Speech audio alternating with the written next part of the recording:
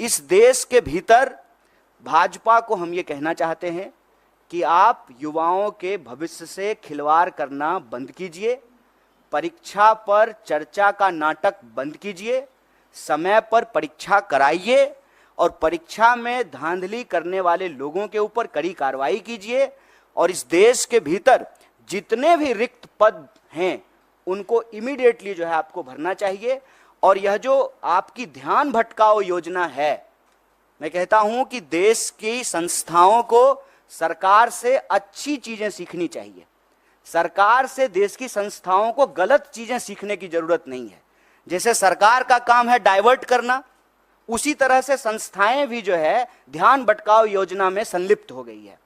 एक सीधा सा प्रश्न है कि जब परिणाम आना था 14 तारीख को, तो आप 4 तारीख को परिणाम क्यों लेकर के आए हैं? कि पूरा देश जो है वो इलेक्शन रिजल्ट में बिजी रहेगा तो बच्चों की कौन सुनेगा? माँ बाप भी जो है टीवी पे बैठ करके इलेक्शन रिजल्ट देख रहे होंगे, तो जो रिजल्ट में गड़बड़ी हुई है उसके बारे में कौन सुनेगा? वो माँ बाप को जाकर के बताएंगे कि हमने अच्छा एग्जाम दिया है, हमने सारे पेपर जो है अटेम्प्ट किए हैं, तो माँ बाप भी कहेंगे कि नहीं इसमें तुम्हारी गलती है।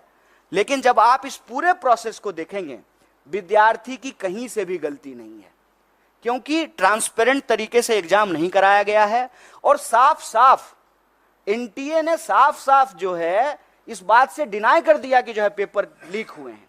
जबकि पटना का एक कॉन्क्रीट एग्जाम्पल है कि कुछ सेंटर पर प्रश्न पत्र की लीक की शिकायत आई और पटना पुलिस ने लोगों को गिरफ्तार किया ऑन रिकॉर्ड।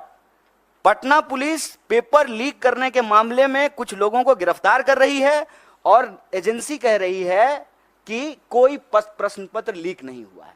और मजेदार बात यह है कि 67 लोग वो रैंक 1 है। और उससे भी एक मजेदार बात जान लीजिए, एक ही लाइन में 12 लोग जो बैठे हुए हैं वो सबको रैंक 1 आया है।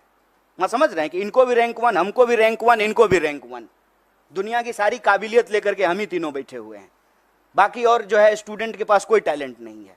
एक ही सेंटर पर एक ही रो में बैठे हुए 12 लोग टॉप कर गए हैं और 100 में 100।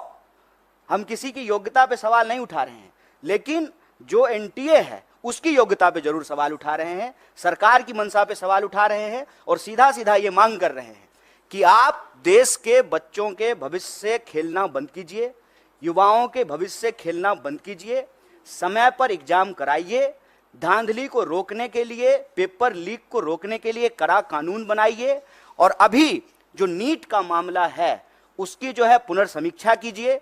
जो लोग भी कंप्लेन कर रहे हैं उसका रिड्रेसल कीजिए और सुप्रीम कोर्ट ने, हमारे अध्यक्ष जी ने डिमांड किया है, सुप्रीम कोर्ट की निगरानी में इसकी जांच कराइए और जांच में ये गड़बड़ी, ये आरोप सही पाए जाते हैं तो आप एग्जाम को रिकंडक्ट कराइए और ये चालाकी करना बंद कीजिए कि जिस दिन जो है लोकसभा इलेक्शन का रिजल्ट आ रहा है उसी दिन नीट का रिजल्ट निकाल देते हैं।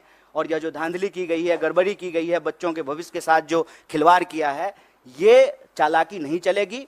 परीक्षा पर चर्चा का राजनीतिक और इलेक्टोरल पॉलिटिकल स्टंट हम लोग देख चुके हैं। ये बात जो है विद्यार्थियों को वोट बैंक में समझने का, समेटने का नहीं है। यह बात है कि बच्चे इस देश के भविष्य हैं और उनका जीवन मरण जुड़ा हुआ है इस बात से। लोगों की रूह कांप जानी चाहिए कि एग्जाम के रिजल्ट के बाद जिस पैमाने पे जो है लोग आत्महत्या कर रहे हैं। आप देखिए, वो लाइव वीडियो है, सीसीटीवी कैमरा का रिकॉर्डिंग है कि रिजल्ट आया है और लड़की जाकर के जो है जान दे दी है। ऐसे ही वीडियोस देखने के लिए सब्सक्राइब करें न्यूज़ टाइम्स टुडे को और जुड़े रहिए हमारे साथ।